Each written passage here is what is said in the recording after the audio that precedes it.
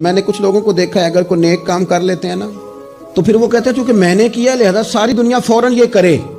آپ یہ کیوں نہیں سمجھتے کہ رب نے آپ کو توفیق دی ہے تو آپ عاجز ہو جائیں اللہ کے بندے, آپ عاجزی اختیار کریں. وہ کہتے ہیں چونکہ میں کرتا ہوں لہذا میں اب اتنا بڑا آدمی ہوں تو فلانے بندے تو ٹھیک ہی نہیں.